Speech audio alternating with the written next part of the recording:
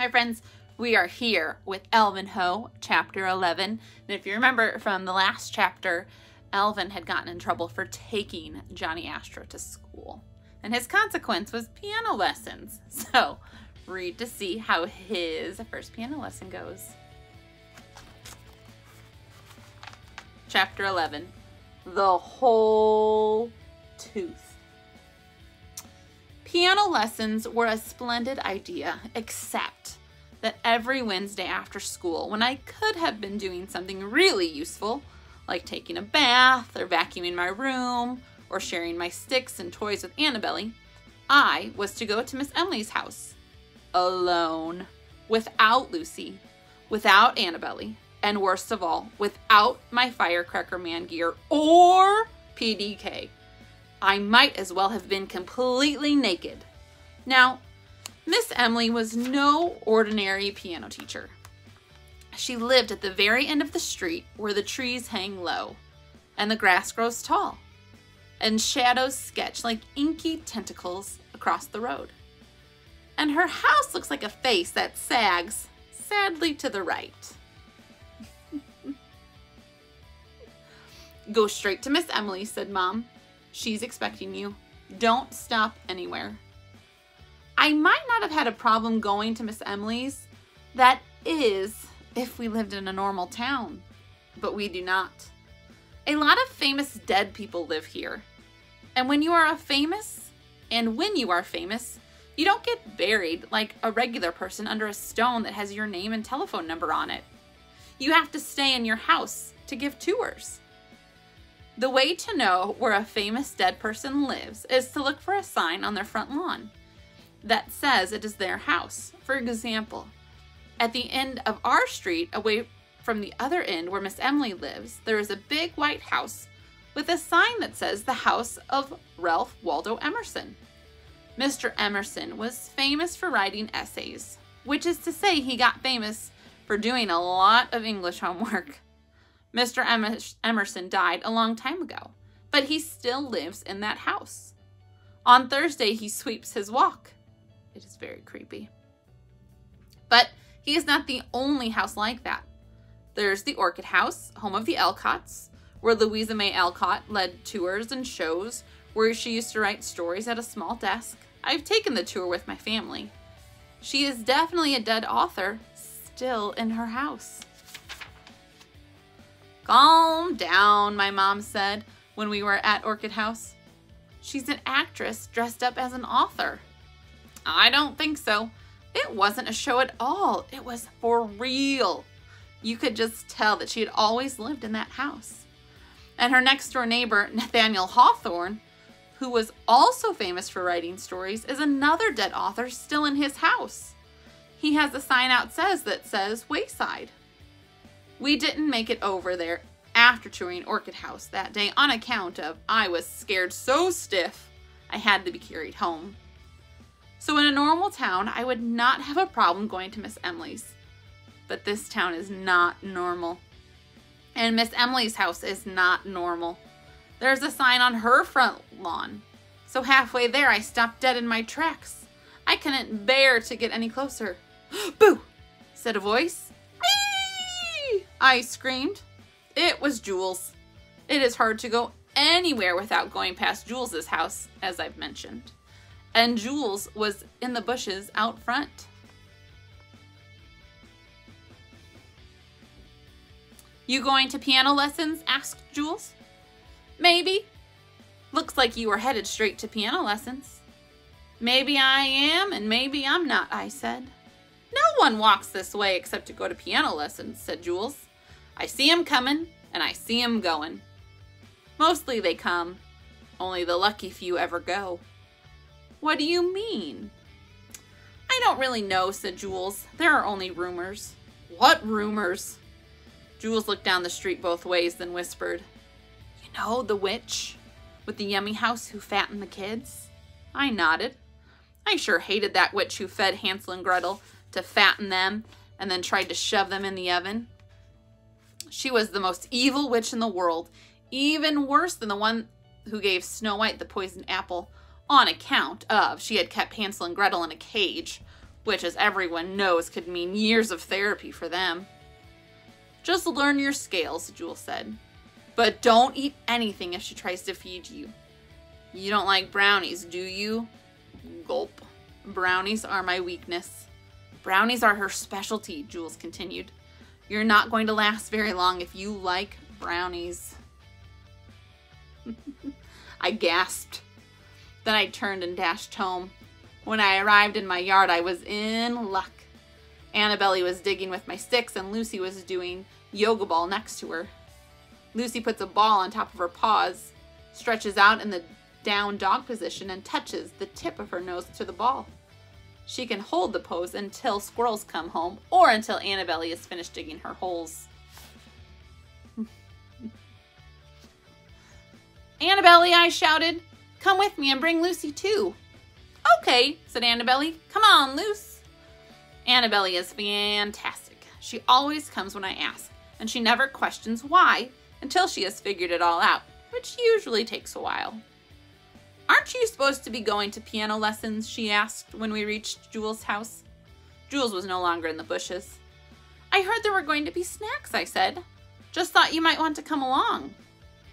Annabelle stopped. She put her hands on her hips. She put her left foot out like in the hokey pokey, which is her favorite dance. Then she looked at me sideways. Is that the tooth, Alvin Ho? The whole tooth and nothing but the tooth? So you can help God? She asked.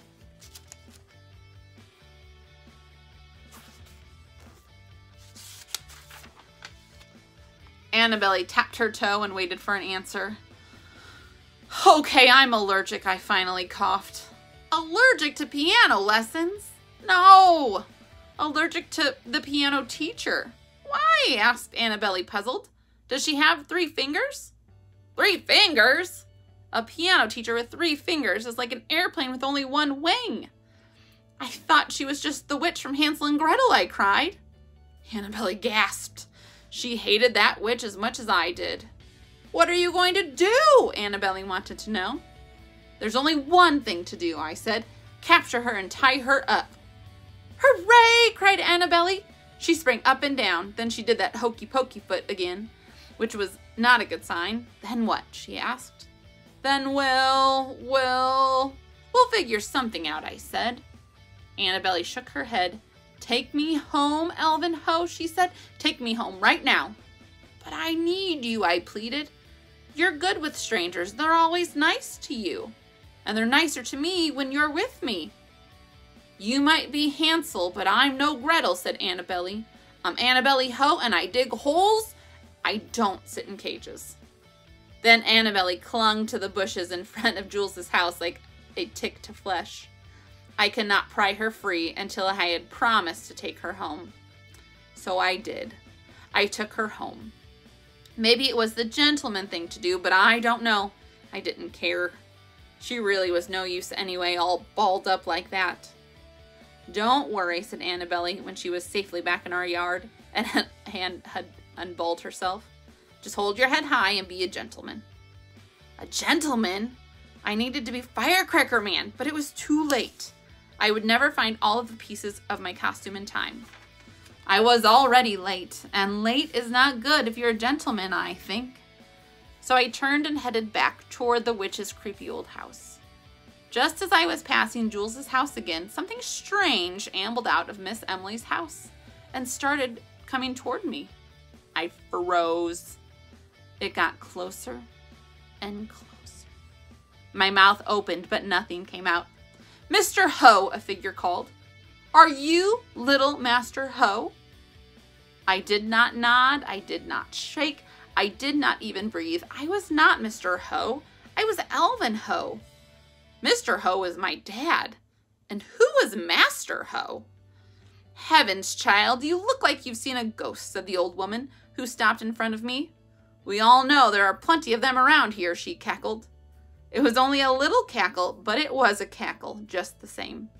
I'm Miss Emily. Your mother called and said you were on your way. We were both worried that you had not arrived yet. She was just as I had imagined. She was about 300 years old and a half. She bent like a question mark toward the sidewalk, and she looked exactly like her pictures in the Complete Brothers Grimm Fairy Tales Deluxe Edition. There was no doubt that she was the very same witch who had fattened Hansel and Gretel and tried to feed them into the fire.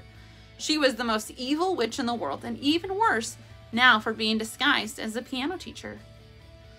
"Come along, sweetie," she said. Sweetie. I put my foot down, just like Annabelle in the hokey pokey way. I was going nowhere.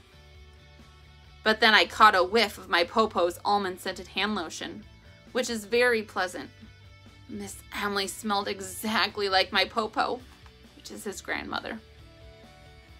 Strangely, my feet began to move, and before I knew it, I was following her like her own shadow. If only Annabelle were here with me, she would have helped me resist following my nose, which I have no control over. Soon I was at the place where the trees hang low, and the grass grows tall, and the shadows spill like ink across the road. We floated past the sign in Miss Emily's yard that I couldn't read because we were moving too fast. Then we went right into the mouth of the house that sags sadly to the right. Inside it was a dark and stormy night. A painting of a young woman sitting at a piano stared straight at me. An enormous white head of Beethoven, with blank eyes, scowled angrily from a corner. A plate of brownies sat obediently on the coffee table, a glass of milk beside it. My eyes moved from the painting of Beethoven to the brownies. Then they stayed on the brownies, which were perfectly dusted with the kind of sugar that looks like fresh fallen snow. My mouth watered.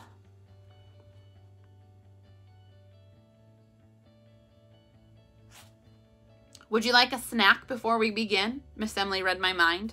I made my special brownies, quadruple fudge. They're still warm from the oven. Oven? Gulp. "Just learn your scales," Jules's voice echoed inside my ears. "But don't eat anything." I stepped back. Then I tripped and fell over the piano bench. "Oh dear," cackled Miss Emily. It was only a little cackle, but it was a witchy kind of cackle just the same.